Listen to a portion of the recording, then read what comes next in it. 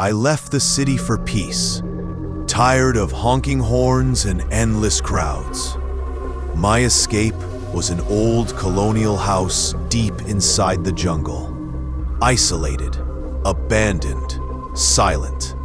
The locals warned me about the house. No one stays there, they said. Bad things happened.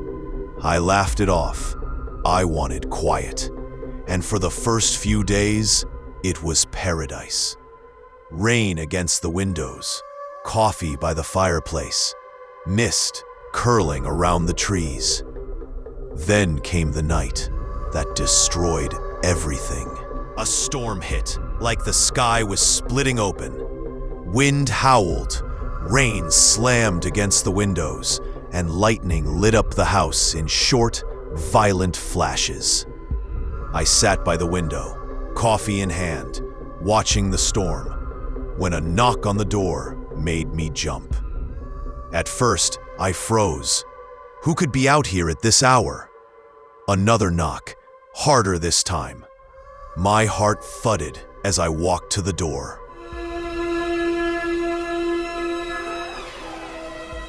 I opened it. She stood there.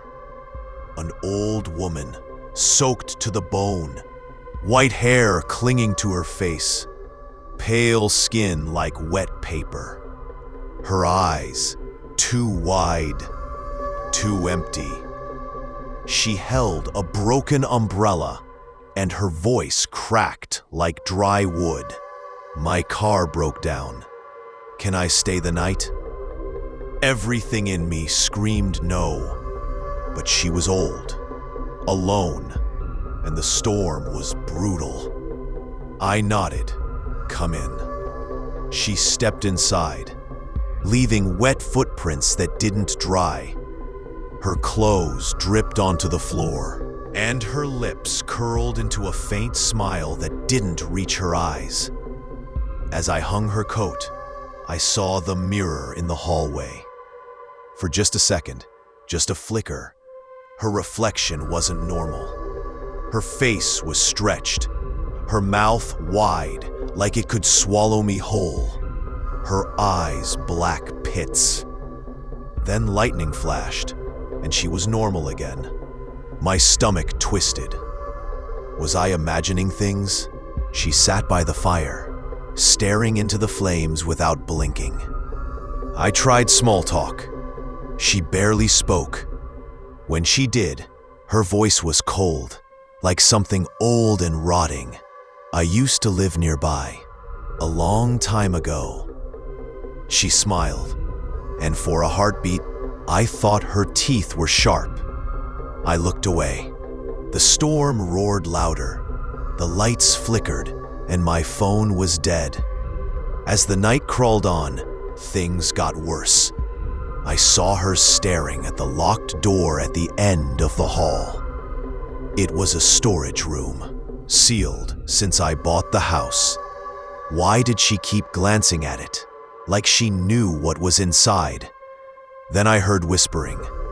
At first, I thought it was the storm, but no, it was her voice, soft, chanting in a language that made my skin crawl. At midnight, I woke to the sound of footsteps, slow, dragging. I crept out of bed and saw her standing in front of the mirror again, combing her hair. But her reflection wasn't copying her movements. It was tearing its own face apart, ripping flesh, smiling through blue. I blinked, and it was normal again. Then she vanished. I heard the locked door creak open. I stepped into the room, and the smell hit me first. Rot, thick and sweet. The door slammed shut behind me.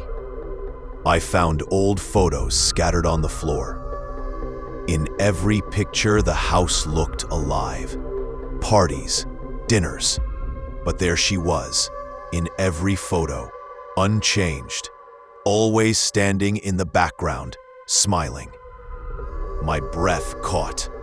A whisper slid into my ear. You shouldn't have opened the door. I spun around. She was there, crawling out of the darkness, her head bent backward, her mouth splitting wider and wider. Her fingers, long, bony, ended in claws. She lunged. I ran, slammed the door, and bolted down the hall. Her laughter followed me, high-pitched, inhuman. You wanted peace. Now you'll stay forever. I barricaded myself in the bedroom, heart pounding. The door shook as she slammed against it. Then the scratching began. Deep, slow, carving words into the wood. Mine. I grabbed a lamp and checked under the bed for something. Anything to fight her with. And then I saw her face, staring back at me from the darkness, upside down, grinning. I screamed and leapt back, but the bed was empty. The door burst open and she was on me, her hands wrapped around my throat, nails sinking into my skin. I fought, kicked, smashed the lamp across her face. It shattered, slicing her cheek open. But instead of bleeding, her flesh peeled away like wet paper, revealing black veins crawling underneath. She shrieked, and the sound was so loud it felt like my skull would crack. I ran, blood pouring down my neck from her nails. The hallway twisted like it was alive, stretching into darkness. Doors slammed, windows shattered. I stumbled into the kitchen and grabbed a knife.